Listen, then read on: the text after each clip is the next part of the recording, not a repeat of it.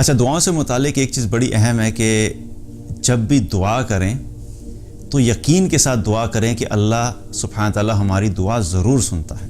وقت آگے پیچھے ہو سکتا ہے لیکن اللہ کی طرف سے دعا کا جواب ضرور آتا ہے. اور ایسے کئی واقعات ہیں کہ جب انسان سنتا ہے تو انسان حیران رہ جاتا ہے کہ اللہ سبحانہ تعالیٰ نے لوگوں کی دعائیں کیسے کیسے سنی. انہی میں سے میں ایک واقعہ پچھلے دنوں پڑھ رہا تھا کتاب میں، اور یہ ٹرو سٹوری ہے ایک ڈاکٹر صاحب کی، کہ انہوں نے بتایا کہ کس طریقے سے ان کے ساتھ وہ پورا جو ہے وہ واقعہ پیش آیا. ایک ڈاکٹر صاحب تھے، بہت ہی مشہور ڈاکٹر صاحب، اپنی فیلڈ کے ایکسپرٹ تھے. اپنی فیلڈ کے جو ایکسپرٹ تھے تو ان کا کیا تھا کہ انہیں کسی ایک سیمینار کے اندر انہوں نے کہا کہ مجھے انوائٹ کیا گیا، اور وہاں پہ میں نے کسی دوسرے ملک میں جا کے میں نے وہاں پہ ٹاک دینی تھی، اور اس کے بعد مجھے انہوں نے ایک شیلڈ دینی تھی ایک ریکگنیشن کے طور پہ، جو پرفارمنس کے طور پہ. کہتے ہیں میں جب فلائٹ لینے کے لیے جب گیا ایئرپورٹ پہ، تو ایئرپورٹ پہ جب پہنچا اپنی فلائٹ میں بیٹھا، فلائٹ آن ٹائم تھی، اور جہاز جب فلائی کیا تو تقریباً ابھی آدھا گھنٹے کی فلائٹ ہوئی تھی. تو آدھے گھنٹے کے بعد فلائٹ میں اناؤنس ہوا کہ جی جہاز کے اندر کوئی ٹیکنیکل پرابلم ہے، اس کی وجہ سے ہمیں کسی کلوزسٹ ایئرپورٹ کے اوپر ایمرجنسی لینڈنگ کرنی پڑے گی. تو جب یہ اعلان سنا تو پریشان ہو گئے، کیونکہ نیکسٹ ڈے ان کے وہ جو سیمینار تھا. تو بہرحال جہاز نے وہاں پہ کسی ایک کلوزسٹ ایئرپورٹ تھا، وہاں پہ جہاز لینڈ کر گیا.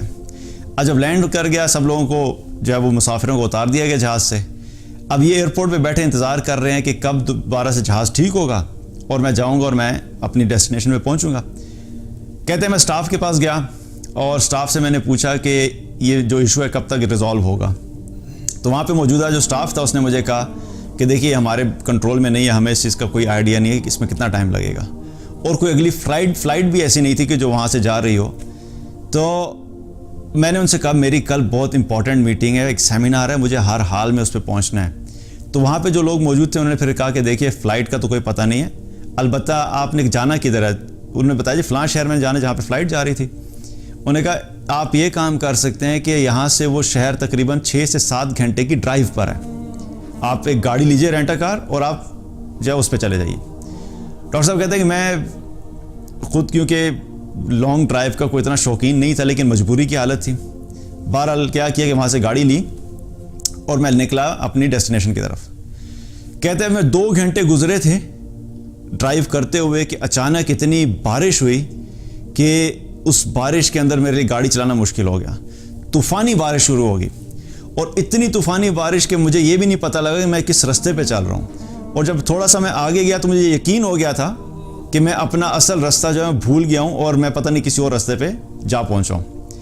تو انہوں نے سوچا کہ میں اس تیز بارش میں اور اس طوفانی بارش میں ڈرائیو کرنا مشکل ہے، تو بہتر ہے میں کسی جگہ پہ رک جاؤں، اور وہاں پہ رک کے جب یہ بارش ہلکی ہوگی پھر میں دوبارہ اپنی منزل کی طرف چلا جاؤں گا. وہاں پہ تھوڑا سا آگے جا کے دیکھا، وہاں پہ انہیں پرانا سا گھر نظر آیا، اور اس گھر کے باہر جا کے انہوں نے گاڑی پارک کر دی. جب گھر کے باہر گاڑی پارک کی اور جا کے دروازہ نوک کیا تو اندر سے ایک بوڑھی عورت نے دروازہ کھولا، اور انہوں نے کہا جی دیکھیں اس طرح سے میں مسافر ہوں، سخت بارش ہے اور میں منزل پہ پہنچ نہیں سکتا، تو آپ اگر اجازت دے تو میں کچھ دیر کے لیے آپ کے گھر میں رک جاؤں، اور جب موسم بہتر ہوگا تو میں اپنی منزل کے لیے دوبارہ نکل جاؤں گا. تو اس بوڑھی عورت نے کہا ٹھیک ہے آپ آ جائیے اندر، کوئی مسئلہ نہیں.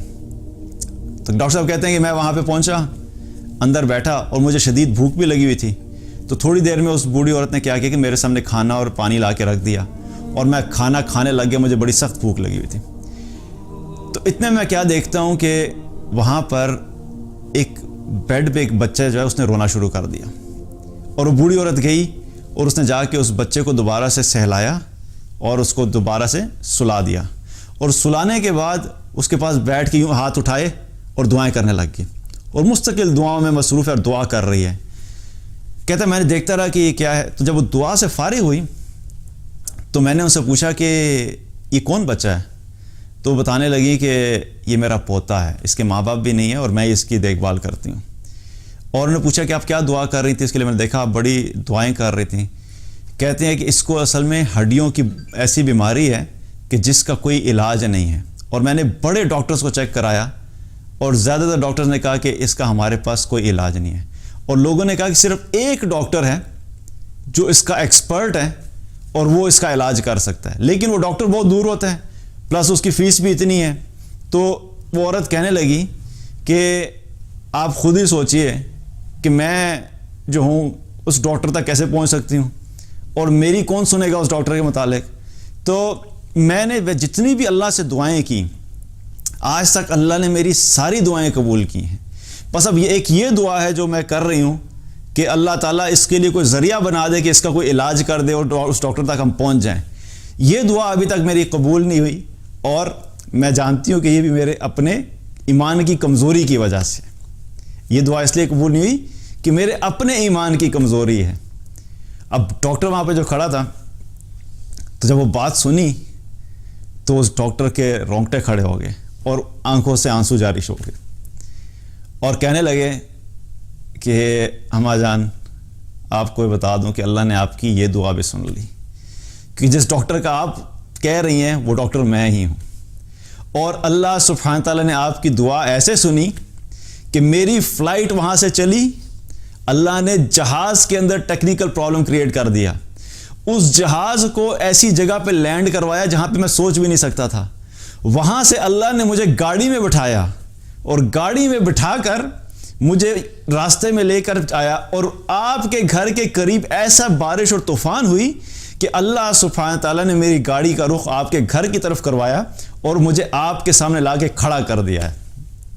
اب میں آپ کے اس پوتے کی جو ہے وہ خود سے علاج کروں گا، اور اللہ سے امید ہے کہ اللہ تعالیٰ اس کو شفا عطا فرمائے گا۔ تو یاد رکھیے کہ اللہ سبحانہ تعالیٰ دعا جب سنتا ہے تو اللہ خود راستے بناتا ہے، اللہ خود اسباب بناتا ہے۔ ہمیں دعا کرتے ہوئے ہمارے دل میں یقین ہونا چاہیے، دعا کرتے ہوئے ہمارے دل میں اخلاص ہونا چاہیے، دعا کرتے ہوئے ہم اللہ کو اس طریقے سے پکاریں کہ اللہ سبحانہ تعالیٰ تک بات پہنچے۔ جب غفلت سے دعا کی جاتی ہے تو اب دعا قبول نہیں ہوتی۔ تو اللہ سبحانہ تعالیٰ جب دعا قبول کرنا چاہتا ہے تو وہ ایسی امپاسبل چیزوں کو بھی پاسبل کر دیتا ہے جو ہمیں سمجھ نہیں آتی۔